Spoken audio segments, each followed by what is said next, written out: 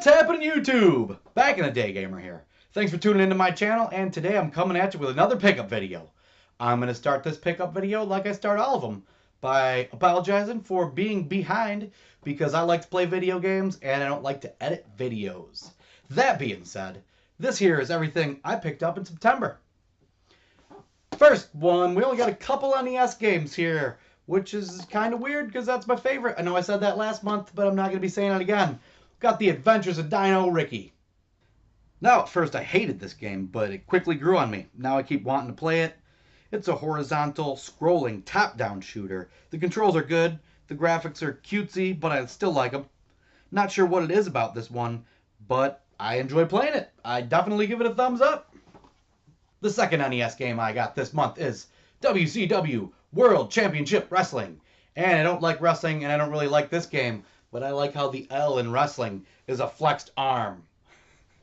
So I've said it many times, I am not a wrestling fan, and you always hear how all the NES wrestling games suck. I have yet to play all of them, but this one surely does suck. It is cool how you can play tag team, you can tag in and out, but the controls suck, the graphics suck, the crowd looks bad. Yeah, it's just a shitty button masher. Moving on to my Sega Genesis pile, here's one you never see. Izzy's Quest for the Olympic Rings. So Izzy's not a bad game. Graphics are cool, controls are pretty good. I like the concept of a game based around the Olympics, but it's not a sports game. It's a good idea, way to keep the buzz going about the Olympics. It's cheap and it's really uncommon, so if you see it, pick it up. I obviously did.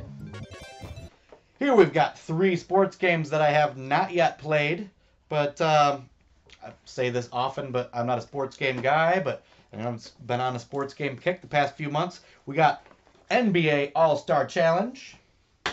We've got David Robinson's Supreme Court. I believe I had a pair of David Robinson sneakers back in the day. We got NHL 96. I know those games are supposed to be real good. I think 96 is supposed to be the best one, but I'm not sure because I haven't played it yet. Final Sega Genesis game is the best one, Streets of Rage 2. So obviously this game needs no introduction. I never actually played any of the Streets of Rage games until now. I snagged this one because we were playing it for a weekly retro challenge. I was told number 2 was the best one, so that's why we got it. It's super fun. Great graphics, great controls. There's loads of weapons to pick up.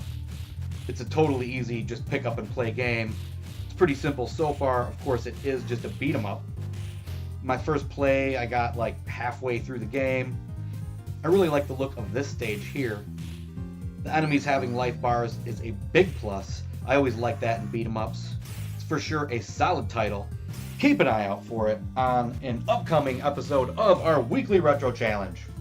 So I hadn't said anything about it yet, but I did get my Super Nintendo Classic. I figured I was going to pick one up sometime. I wasn't going to wait in line or anything. But my girlfriend knows somebody that works at GameStop. And they hid one back behind the counter for her. So that night I came home from work. And I was actually watching a pickup video. And when one ends, up next. We just watched like a few in a row as we were sitting there talking about work. She looked up and saw it and was asking me about if I wanted one. I said I did, and I kind of regretted not picking one up because it looked fun and everybody's having a good time. And so she walks in from the other room and she was like, well, I was going to wait and give it to you as a wedding present, but here you go now. And it was like 12:30 at night. I was like, thanks, but great.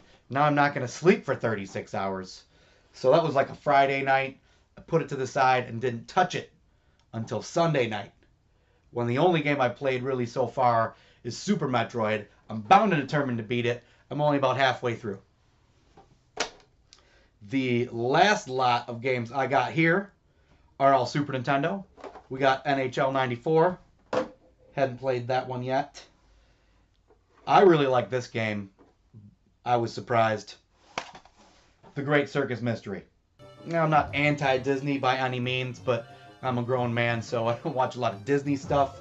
We don't have any kids, so that's not really a factor. But the only downfall of this game was that it was really easy. I mean, it is a Disney game, so you're not gonna think it's gonna be hard. But I beat it in my first playthrough. Did take a couple of hours, I think, but I really like it. The controls are awesome. The graphics are really awesome. Lots of neat little things, graphic-wise, and just cool stuff. Like this game a lot. Did not see that coming. I do have one other Disney game for the Genesis. I forget what that one is. World of Illusion, I think. That's really cool as well. I think I like this one better, though. Definitely pick it up if you see it. Even if you are a grown-ass man, it was still a fun playthrough. That brings us to Batman Returns. This is another solid beat-em-up. The enemies once again have life bars. I like this one better than the Streets of Rage 2. I only compare them because I have them both in this video. I like the graphics and sound a little better on this one. They're both good games for sure. Batman Returns, it's dark and gothic like a Batman game should be. It's great when Batman lifts up the enemies by the throat, slams them down.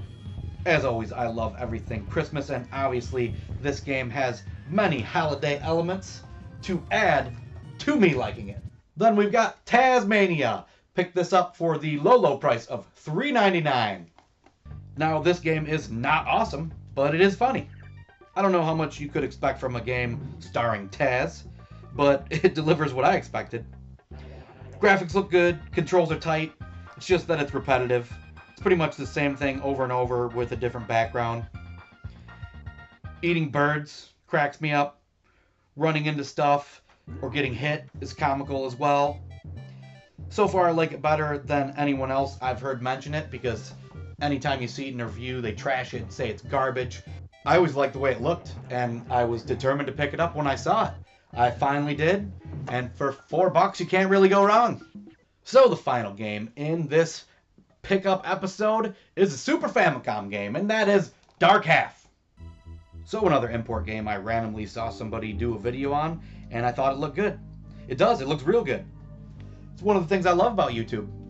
If I hadn't have seen that video, I would have never known this game existed. It's got that isometric view normally you see on Sega Genesis action RPGs, not on the Super Nintendo. The graphics are good. They have a dark theme to them, and so does the soundtrack.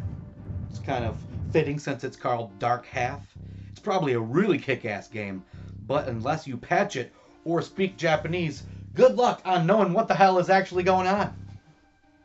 So that wraps up all the games for this pickup video.